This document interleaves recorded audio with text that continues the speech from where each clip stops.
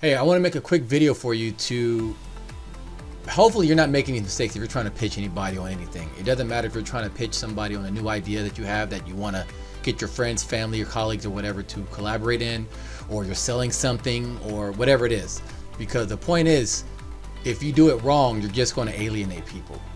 So I'll start with my most recent example. Earlier today, I had someone pitch me on their graphic and advertising stuff. I don't know why. I wasn't asking for it. I was just there. They added me as a friend, and I accepted. And I just said, "Hey, thanks for the friend invite. Great. That's it." And without saying anything else, it was a copy and pasted message that basically said, "Oh, I have a sale going on today. Do you need a logo or anything like that?" And in my mind, I'm like, "No." But I asked him, "So how is your promotion working?" Because I know it can't be working because that's a shit advertisement. One, if people are looking for a logo or anything like that, they're not going to just sit there and wait for someone on Facebook to message them. They're actually going to be looking for it in a place like Fiverr or Upwork or whatever it is. Maybe they even know a graphic designer. Two, even if they were waiting for someone to message them on Facebook, that is the worst way to actually get someone to at least listen to what you have to say. Because I don't know this person, I don't know their skills, I don't feel like looking them up, and the way that it was approached is a turnoff. They could be the best artist in the world, but the way I was approached was a big turnoff. He didn't want to answer it, and basically once he found out that I wasn't interested, he didn't want to talk, which is fair. He wants to keep spamming people, but that's a quick way to get yourself banned.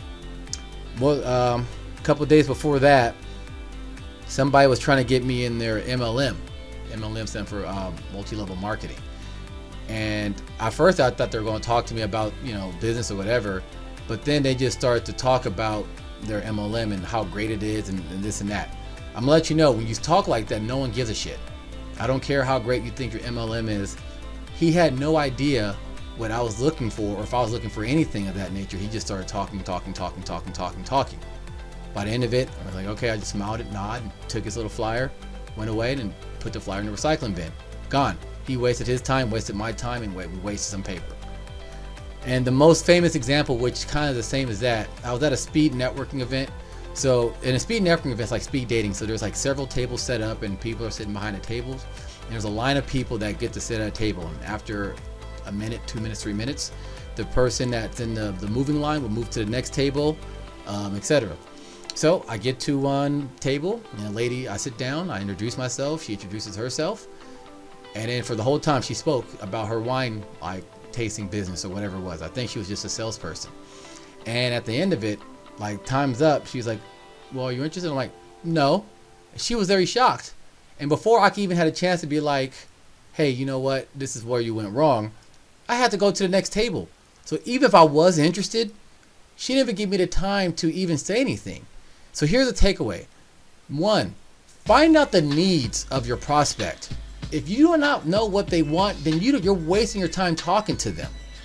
So there's a lot of people in the world, yes, but until you find out what they want, why would you try to sell them on anything? You're just going to turn them off.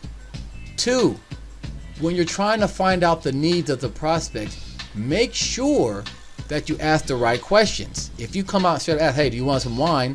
People are like, "Yeah, maybe. No, I don't know." But they're not necessarily going to just give you what they want. They may not be in the mood for wine, but what if they needed it for a party later, but they weren't thinking about that party they were throwing, for example, right? Three, if you're looking for the person's need, you have to find where the pain lies. If there's no pain, there's no real desire to get your product. So for example, we'll go with the wine example. I'm not a drinker, right? If she would have found that out earlier, she would have known that, wouldn't have wasted her time. But let's just say I do like to drink wine. But maybe wine is not my drink of choice. If she would have presented wine in a certain way by asking me certain questions, for example, "So do you like adult beverages?" I'm like, "Oh yeah, I like adult beverages." "Do you like, what do you like about them?" And I'll say whatever people like about, booze or whatever. And it's like, "Well, do you like the hangover that accompanies adult beverages?" And I'll be like, "Oh no, I don't." "Do you like how, I don't know, certain drinks make you seem unsophisticated to, the general audience?" I'm like, "Oh no, I didn't think about that." And then she can bring up certain things after asking me a couple of questions, talking to me, getting to know me as a person, and then position her product, wine in this case, or the MLM or the logo creation as a way to be like, look, you had this problem you didn't know you had, but don't worry, I'm here to fix it. And not only did I know why you're having these problems and how my solution can help you, but now we've got to know each other. There's a little rapport, a little trust built, and you know I'll be good for the job. And at this point, now it's okay to sell a little bit, but you got to do it just right. Again, the deeper the pain, the more money people will pay. Now, that's the problem. A lot of people don't understand these principles. That's why they suck at selling. Sure, if you basically, brute force your way through it, meaning you're going to find a bunch of people to pitch your bullshit to, you eventually find some suckers that part with their money. But if you want to make a lot of money and sell high ticket items, like I'm not talking about $25, $50, $100, I'm talking about thousands of dollars. You want to have an item that's $5,000, $10,000, $15,000 and have people pay it and begging you to let them into your program or whatever it is and thanking you for the opportunity to get this problem solved. But then you need a certain set of skills, a high income skill of high ticket selling that I've learned from one of my mentors, Dan Locke, and Jeremy Bellotti at the Learn Center. And if you don't have these skills, that's fine, because you can learn them from someone like me or Dan Locke or Jeremy or anybody else. But the point is, what you need to do is make sure, one, that you're finding people who want what you have to sell. Two, you're asking the right questions to make sure that you understand them and how you can position your product to them.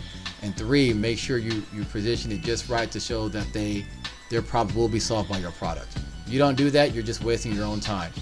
And if you like wasting your time, knock yourself out. If you want to be hated, knock yourself out. But me personally, I only like to talk to people about my products and services, to the people who need them and who will be glad to have them. All right, that's it. Peace.